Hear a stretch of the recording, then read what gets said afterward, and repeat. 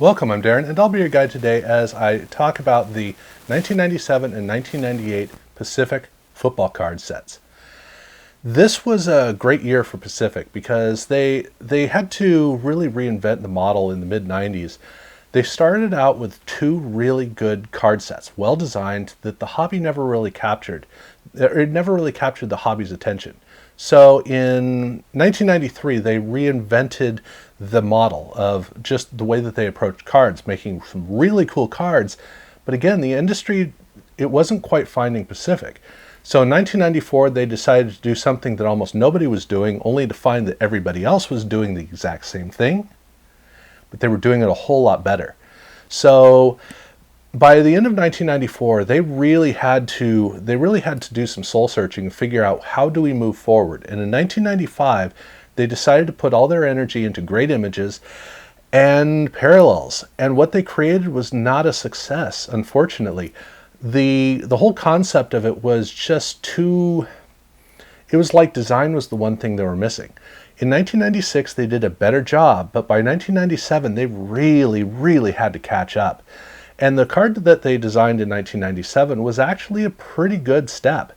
It was a full bleed card, which they hadn't done since 1994.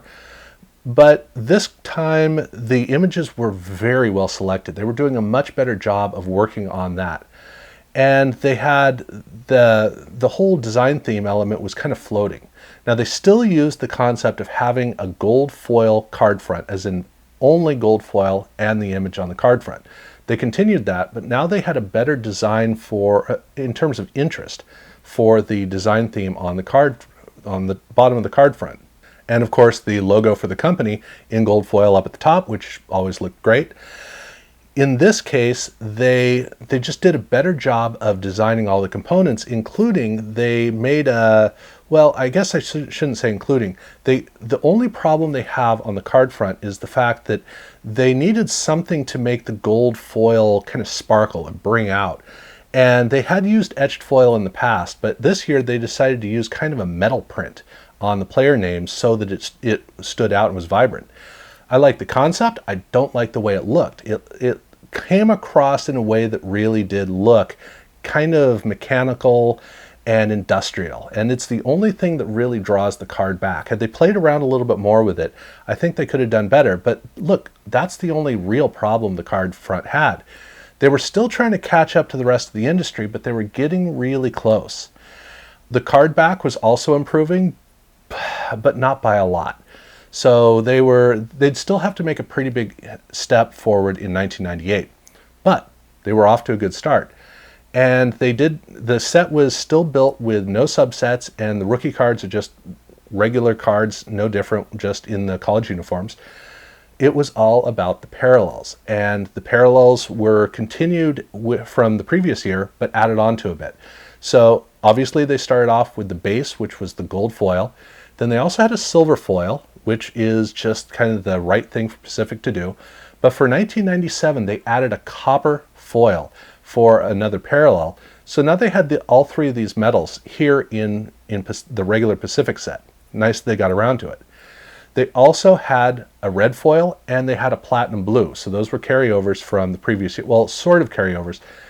What they did not do was a deep, rich blue like they'd done in 1996. So they returned to the platinum blue, which they'd used in 95. So those were the four parallels. They had silver, they had copper, they had red, and they had a platinum blue, which is a very light blue color.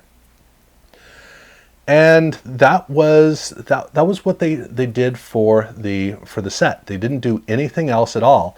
But I do have to say, I like the fact that they left the gold crown of the Pacific logo. They left that gold in each case. So the parallels are all different, but the gold crown continues to carry through. Really cool. And a note about these parallels. Unfortunately, Pacific had a bit of an issue with the parallels because when they brought them in, they didn't want them to be just absolutely filling up packs the way that like Upper Deck was doing. So these cards they came in very few packs, it allowed the cards to have a lot of value, which is good. But it's a 450 card set, which is a pretty big set. And when you're only getting a couple of parallels per box, the idea of actually pursuing a complete set was pretty tough. And so that meant there wasn't really a lot of interest in pursuing these parallels. That was a problem that Pacific would always have. And so they would need for the main cards in the set to carry a lot better. They weren't quite there yet. But at least in 1997, they really nailed the inserts. Now they were finally getting inserts that carried to the full potential that Pacific had. And the first insert set is their Big Numbers. So Big Numbers is a card that is kind of a metallic faced replica of the back of a jersey, sort of. It actually has relief on it to bring out the textures of the jersey, and it also has etched foil on it to have kind of a vibrant glow to the images, almost like a satin finish. They also have a little bit of die cutting on it, which makes the card kind of interesting. So it was a cool use of a couple of different technologies and approaches on this insert card. They also continued their Kramer's Choice cards, and the Kramer's Choice award cards were something they started in 1995. The cards didn't change a whole lot. So the upper portion where the prism is at, that is still holofoil. It looks very similar. It's really the base that changes between the different sets. That's the main way you can tell, with one stark difference, which is the fact that in 1997, on the card backs, the card number has a circle around it, which actually lists the year of Pacific and the insert set, or the main set, that it's associated with. So if you're confused between 96 and 97, flip the card over. If it tells you it's 97 Pacific, then you know it's 97. If it doesn't tell you, it's actually 1996. So that's a cool trick to know about for these cards, to understand where you are in the timeline. Other than that, the cards are they're very similar to the previous year, and like with 95 and 96, they did do jumbo box toppers over in Crown Royale with the same card design as the regular card size cards here in Pacific. So, obviously here we're talking about the regular card size, but they do have jumbo versions over in Crown Royale. They also continued their Cardsupial tradition, tradition is quite a stretch of a word. In 1996, they created a card set called Cardsupial. And this is a card with a little card stuffed inside. In 1997, they continued it, but only for those 2 years. So, in fact, there's another set that was only 2 years, so I'd love to do 96 and 97 together in one combination. The way these videos are coming across, I can't do that, but this was a 2-year affair with an additional Crown Royale in 2000, which is a whole nother conversation. The idea is simple. It is a thick card, not a super thick card, but it's a kind of a thick card where the inside of the card creates, it's not completely sealed. So there's an inner pocket, and then they have a slit which allows for that pocket to be accessed, and a mini card, which is 1/4 the size of a regular card, gets stuffed in there. When you get one in a pack, you do not necessarily, or you probably don't get the same player on the front as well as on the back. So you got to mix and match in order to put the set together, or just to get your favorite players together. But it's a cool design, or a cool concept. And for 1997, they have a lot of gold foil on the front, but they also have a lot of etching in it to make some really cool effects. So the card is a very different look in 1997, but what's really different is that the mini card is no longer a rectangle. It's actually got a football shape die cut into it, so it's very distinct and has a very cool quality all its own. And it means that on the card back, when the card actually gets slotted in there, the whole way that it interacts with the card is very different from the way that we saw in 1996, and then very different from what we would see in 2000 with Crown Royale. So it was a cool upgrade, and I am kind of curious what they would have done in 1998 had they done it, but obviously they didn't do it. And then they also continued the Gold Crown die cuts, which again had started in 1995. And the 95 design was, it was kind of clunky. 96 was a lot more refined, looks really good. 97, this is kind of it's kind of at the height of Pacific, about the best that they could do. They have a huge holofoil field that has its own cool effect to it. It has a nice floating strip down toward the bottom with gold foil with a really good rich color theme going on down at the bottom. The finial up at the top for the crown looks really good. The way this came together is just a gorgeous card that really shows the full design capability that the company had. So for 1997, the gold crown cards absolutely got nailed. They are standalone, so there is no parallel like they had done in 1996. It's just these cards, but they do look great. And then in 1997, they started to work with Mark Brunell to have in a partnership. So he was essentially the spokesman for the company, and so they honored him and his really impressive career by making two different commemorative sets. One of them was here in the regular Pacific set, and in this case, it's a full bleed card with a really cool finial or radial pattern in the card that looks kind of cool. But down at the bottom, they have a gold foil radial pattern where they were using gold foil in a way where it creates kind of a movement pattern within it that just looks really awesome. The card set itself isn't quite that exciting, in part because it's Mark Brunell, or because it's the Jaguars, but mainly because the whole card set doesn't have the rich liveliness other cards have. But don't sleep on this card because that whole radial pattern is really cool. And then they also started a tradition they would do for 3 years of team checklists. So every single team has one of these checklists in this insert set, and the cards have wonderful use of gold foil on the front, but they also use acetate for the card design. So each card has 3 stars from the team. One of the stars features prominently, and then the other 2 are fit into these acetate football designs in the card. Gorgeous looking card. And these, through the years, these give different ideas of kind of the take of how the designers were thinking year by year. And 1997 was very much the gold foil year. So that's how it came across. And then the last insert set they had in packs was called the Zone. And this is the other carryover from 1996 that only happened in 1997. The design itself is the same. It's a goalpost with a very delicate goalpost element on the card, which makes this a little tricky to work with.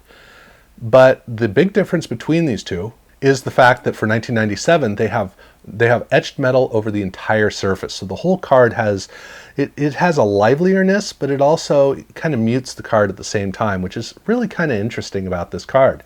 But they wouldn't continue this in the future, which, considering how delicate the cards are, I have no problem with that. And then before we move on to 1998, they did a special deal with Roy Firestone, who was an ESPN interviewer. He was one of their talent. And over in Revolution, they actually did a whole insert set, which was players that he selected for the set. Well, for Pacific themselves, they did an entire promo approach where they made cards of his for different sets. Usually they were inserts, but this was across the entire Pacific suite of card sets for 1997. So you get to see different designs with Roy on them with different pictures. And these cards are all numbered out of 6. So that is, that's something you might run into. So for 1998, this was the year where you didn't have to work too hard to sell packs, but this was the year to really make your statement, because this was the Peyton Manning, Ryan Leaf year. And the entire football card industry was so fired up about this. I don't remember another year where we were as fired up about new release of cards, because those two players, it was a great draft class. I mean, you had Curtis Ennis, and you had Randy Moss, and you had Charles Woodson, you had Andre Wadsworth. It was an amazing class to be able to follow. And we were really geared up for it. And so that meant that for any year to really make a statement, this is the year. So Pacific backed things off in terms of how much they stuffed into packs, because the packs were going to sell. But they wanted to upgrade the looks to be really fancy, and they're not the only company that did that. Across 1998, that was kind of the design theme. It was, let's get really fancy and really make some impressive cards, because look, down the road, we're going to be looking at Ryan Leaf cards from the past. Those rookie cards are going to stand out for your company's identity. And for some companies, that's actually a really good alignment.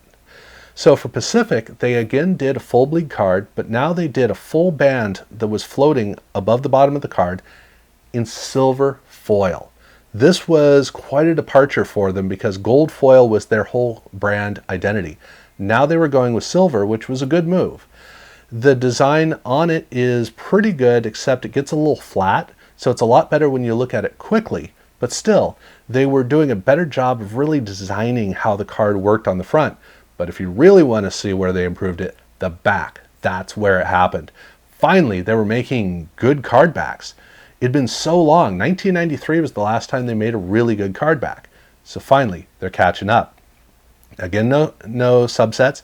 And again, the rookies are just blended in with everybody else.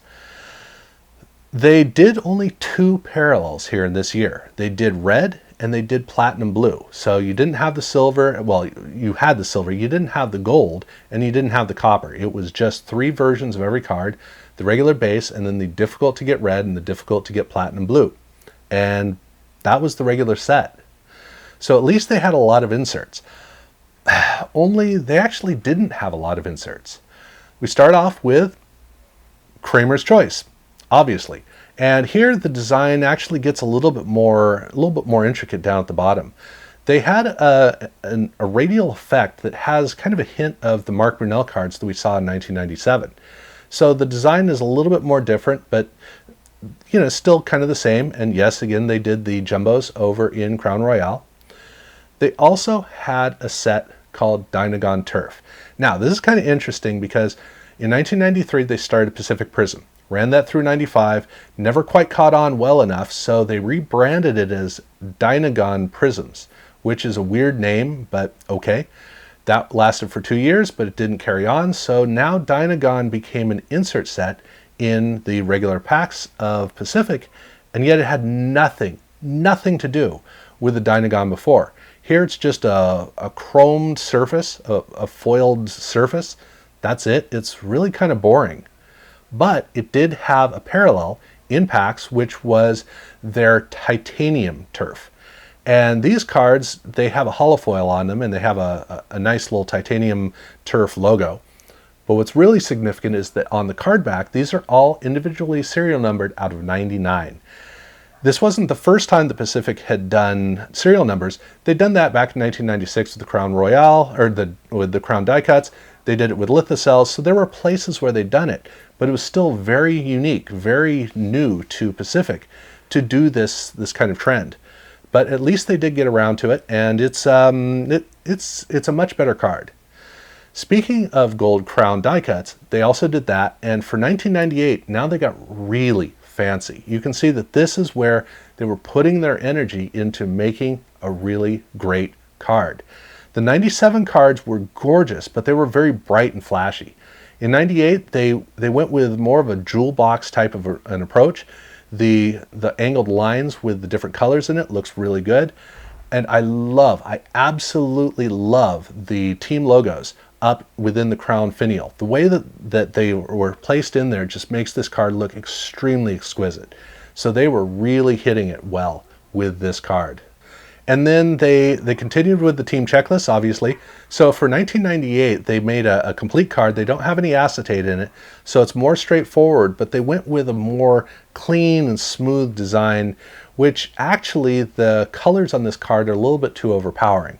But other than that, still, this is what they did for their checklist cards. And then they did one last set, which was called Timelines. And this is a horizontal card like the checklist, except in this case, they over and under designed the card at one time. This is looking at 3 different moments in the career of each player, or 3 different highlights to the career of a great player. And so you get 3 images up on the top that are divided in a very limited fashion, which means the images can run together. This is a card that's easy to miss because the card itself doesn't quite grab you. It's really nice. I mean, down at the bottom, the design work, really kind of cool. And up at the top, I like the way the images work. The problem is it just lacks any star power, any punch that just pops right out and grabs hold of you. So this is a card that you need to take the opportunity to discover and really appreciate, because it is a very nice card that you're probably going to miss. And that's 1998. Nothing more to talk about with 1998. So that was the refresh that they went through. In 1999, they would make a wonderful jump forward and hit their height for the late 90s. 98, they were close. 97, you can see they were starting to get into it, but they were doing really well with their soul searching, and Pacific was really getting an identity with their base brand. Finally, it was about time. So I'm going to look at 99 and 2000 in a separate video. If you have not subscribed to my channel, I definitely urge you to do that, and do check out the other Pacific videos that I've already done, because I've done everything up to 97. So I do want to thank you for watching. So yeah, thanks.